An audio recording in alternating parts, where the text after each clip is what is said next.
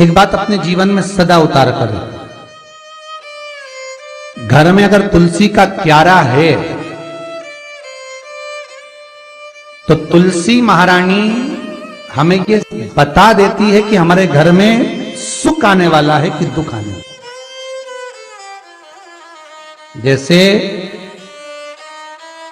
शनि अपना प्रकोप दे रहा है या शनि उतर रहा है, ये किसी से पूछने की जरूरत नहीं पड़ती, अपने आप मालूम पड़ जाता।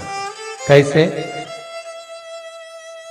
शनि कथा अगर आपने सुनी हो तो उसमें व्याख्यान आता है शनि कथा में, पांवों की चप्पल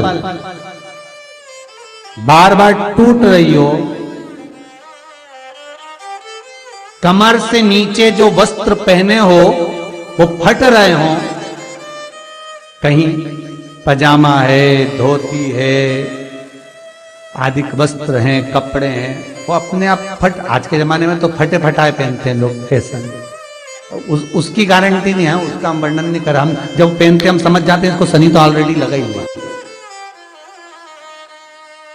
जब उनका घुटना घुटनी सब फटा हुआ दिखता है तो उसमें लग जाता है कि शनि पहले से लग गया बापड़ा, उनके पहने से तो मालूम पड़े। शनि का नियम है, शनि कथा कहती है पांव की चप्पल बार बार टूट रही हो, घिस गई हो, बद्दी टूट रही हो, कुछ कर रही हो, और अगर कमर से नीचे जो वस्त्र पहने हो वो अपने आप फट रहे हो, समझ लेना कि शनि पांव से प्रवेश कर रहा, मतलब अपनी प्रखरता शनि दिखा रहा। किसी मंदिर में गए महाराज और वहां जाने पर चप्पल चली गई तो समझ लेना शनि की कुदृष्टि अब पड़ना बंद होना चालू हो गया।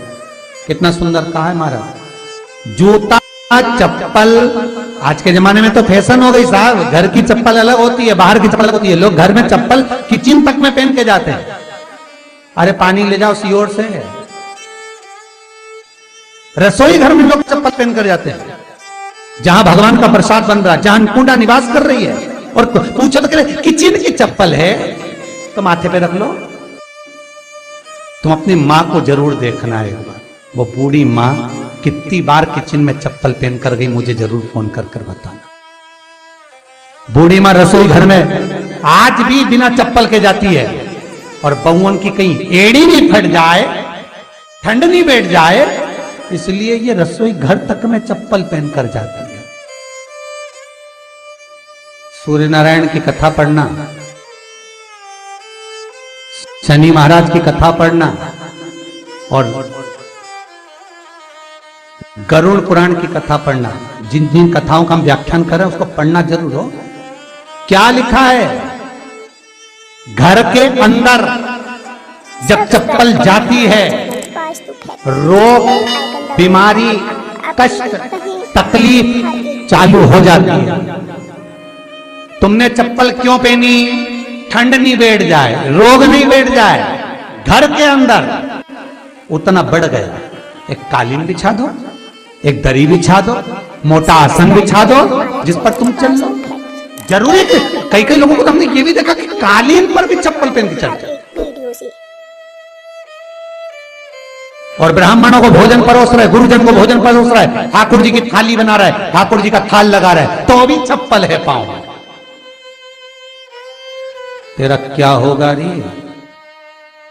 सब्सक्राइब करें हमारा कालिया, क्या होगा? ताकि आप अपडेटेड विचार तो रहें करो। हमारे हर एक वीडियो से। देह पड़ी रे जाए यहीं पर, फिर कुंडल और नगीना क्या, हरि नाम नहीं तो जीना। अभी भी सुधर जाओ रे, अभी भी सुधर जाओ, नहीं सुधरो तो सिधर जाओ रे, या तो सुधरो नहीं तो सिद्धरो, थोड़ा सुधरो। रसोई घर में अन्नपूर्णा रहती है, रसोई घर में शिव महापुराण की कथा कहती है जब भगवान शंकर को मां जगत जननी भोजन करा रही थी, शंकर जी ने वर मांगा था अन्नपूर्णा, ए अन्नपूर्णे, तुम मेरे घर के बच्चों का भरण पोषण कर रही है। इस मृत्यु लोक में जितने मनुष्य जन्म लेते हैं ये मेरे पुत्र कहलाते हैं। तो अन्नपूर्णा ने कहा, चिंता मत करना भोलेनाथ, जिस जगह पर एक स्त्री, बेटी, कन्या या घर की बहू या बूढ़ी मां भोजन बनाएगी, उस जगह पर मैं अन्नपूर्णा उसके शरीर में प्रवेश करूंगी। रसोई घर नहीं होगा, वो मेरा और तुम्हारा मंदिर कहलाएगा। अब मंदिर में चप्पल पहनकर भोजन का निर्माण करना ये श्रेष्ठता है। एक आसन पटक लो आप रसोई घर के अंदर, जिस आसन पे खड़े होकर आप भोजन बना लो। मोटा सा आसन रख लो, चप्पल की जरूरत ही नहीं। श्रीमद् भागवत कथा कर रही है, तुलसी का मात्र तो शनि अपनी दृष्टि बता देता है। शास्त्र कहता है जब घर के अंदर प्रवेश करने के, जब आप घर में प्रवेश करें तो कोने में चप्पल को उतार दें। बाहर जगह नहीं है तो घर के अंदर प्रवेश कर कर लेफ्ट में चप्पल को उतार दें, और 7 या 3 कदम के अंदर चप्पल उतर जाना चाहिए घर के अंदर में। और उसके बाद अगर चप्पल अंदर प्रवेश कर रही है तो राहु केतु शनि के साथ प्रवेश करते हैं, जिसके घर में बीमारी कभी पीछा नहीं छोड़ती। शनि कथा, सूर्य की कथा का स्मरण करिए, आपको मालूम है, पहचान हो जाता है। महाराज तुलसी बता देती है कि आपके घर की दशा क्या है। बार बार जल डालने के बाद भी तुलसी सूख रही है, बार बार आप पूजन कर रहे हैं, पाठ कर रहे हैं, तो भी तुलसी के दल सूख रहे हैं। तुलसी बता देगी कि तुम्हारे घर में तकलीफ आने वाली है, कष्ट आने वाला है, सूख रही है। किसी ने जरूर कुछ ना कुछ ऐसा है कि इसमें घर में तकलीफ आएगी, तुमने लगाया फिर सूखी, फिर लगाया फिर। तुलसा महारानी बता देती है कि कष्ट है। और जिस गमले की तुलसा घेर घमोर हो, फलित हो, आनंद में हो, तो उस घर में फिर दुख नहीं आता, समृद्धि खुद बढ़ती चली। जिन शंकर भगवान को आप जल चढ़ाते हो, जिन ठाकुर जी से आप लाड लड़ाते हो, जिन भगवान कृष्ण का आप स्मरण करते हो, राधा रानी का आप नाम जाप करते हो, जिस परमात्मा का आप भजन कर रहे हो, कीर्तन कर रहे हो, नाम जाप कर रहे हो, नाम स्मरण कर रहे हो, उससे तुम्हारा एक संबंध होना चाहिए, एक रिश्तेदारी होना चाहिए। और उससे जब तुम्हारा कोई संबंध रहेगा, उससे जब तुम्हारी कोई रिश्तेदारी रहेगी, तो उस रिश्तेदारी में जैसे ही आपके प्राण छूटे, और छूटते से ही आप जब गए, तो जाते ही आप कहोगे कि कृष्ण से मेरा ये संबंध है, वो मेरा पुत्र, वो मेरा भाई, वो मेरा बेटा, वो मेरा सगा, वो मेरा रिश्तेदार, वो मेरा कुटुंबी, वो मेरा पुत्र। जब कहोगे तो तुरंत प्रवेश हो जाए। महाराज भगवान से संबंध होना चाहिए। कई लोग भगवान को सवेरे से रिझाने बैठते हैं तो भगवान को बनी बनाई बात कहते हैं, ये पाठ कर लो, ये पाठ कर लो, ये पाठ कर लो, ये स्तुति कर लो, सारा बना बनाया। तुमने अपने दिल से कौन सी स्तुति गाई? तुमने अपने दिल से कौन सा भगवान को निवेदन करा, कौन सा नमन करा? बस सवेरे उठना है, नहाना है, भगवान के सामने जाना है, भगवान को नहलाना है, कपड़े पहनाना है, अगरबत्ती लगाना है, थोड़ा सा शक्कर का भोग लगाना। इतने सारे देवी देवता, शंकर जी, राम जी, गणेश जी, सारे देवता, और 2 खुरमा लेके आए, 1 बालूशाही लेके आई, 2 मठरी लेकर आ गए, 1 मठरी लेकर आ गए, और भगवान को इतनी सी कटोरी में रख दिया।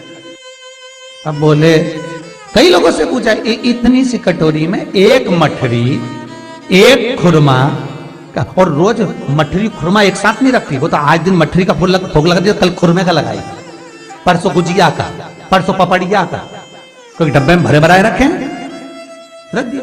और 1 लड्डू रोज लगा देगी, इतना बड़ा। तो पूछा, इतना सा लड्डू और इतने सारे भगवान कैसे खाते होंगे? तो क्या भाव से। तो हमने कहा, तुम भगवान को क्यों? बहुत दुख है गुरु जी, बहुत तकलीफ है, इतनी तकलीफ, इतना कष्ट है जिसका वर्णन नहीं। इतना बड़ा परिवार, इतना सा पैसा आता है घर में, कहां रहे? तो मैंने कहा, भगवान भी भाव से, जैसे तुम भाव से इतने सारे देवता को इतना सा लड्डू देते हो, भगवान भी तुम्हारे इतने बड़े परिवार में इतना सा धन देता है, भाव से। निर्मल मन सो मोहि पावा, जैसा करोगे वैसा भरोगे। और इतनी चतुर माताएं भोग भी लगाएगी, घंटी भी हिलाएगी, जल भी छोड़ेगी और तुरंत लड्डू उठा के बच्चों को भी बांट देगी। 5 मिनट नहीं खाने दे भगवान को, 5 मिनट। अपडेटेड अच्छा, शंकर जी सोच रहे थे कि पहले गणेश जी खा ले, इसके बाद मैं ले लूंगा। गणेश जी, शंकर भगवान ने पाया तो राम जी सोचे अभी अब मैं भी पालूंगा, अभी थोड़ी देर एक एक करके खाएंगे, इतना बड़ा लड्डू है तो धीरे धीरे कटोरी खसकाएंगे फिर खाएंगे। अब इधर शंकर जी बैठे थे, राम जी इधर कुल देवी, इधर देवता, इधर पितर देवता, इधर ये देवता। तुम्हारे घर के मंदिर में देखना सारा देव देवता, यहाँ तक तो भगवान, तो यहाँ स्वामी समर्थ देव, तो यहाँ पर ये देव, तो वो पांडुरंगा, तो वो हरि विठल, तो वो देवी आई माता, तो सब दूर रखे। अब ये कटोरी खसकती खसकती उधर जाए तो आधा 1 घंटा तो लगे इतना सारा देवता भी खाने में। लड्डू एक, कोई 2-4 कटोरी होती तो बांट लेते। अब एक लड्डू इतना सारा देवता में जाने में तो दो समय तो लगेगा, और मालूम पड़े सब इंतजार में, लड्डू के इंतजार में बैठे। हमारा चैनल आज तो अच्छा वो मठरी की जगह लड्डू लाई हो, और इतनी देर में आरती कर कुरा के पानी घेर के वो तो लड्डू भी ले गई साथ, दिल के अरमा आंसुओं में बह गए सब तरह की लड्डू। और क्या भाव से रिझा रही भगवान, सब्सक्राइब करें भाव से। तो भगवान से पूछा, इतने प्रेम से रिझा रही है, तुम्हें कैसा लगा? भगवान बोले, भाव को छोड़ो, इसका भा अलग है, वाह अलग है। कैसे रिझा? हे भगवान,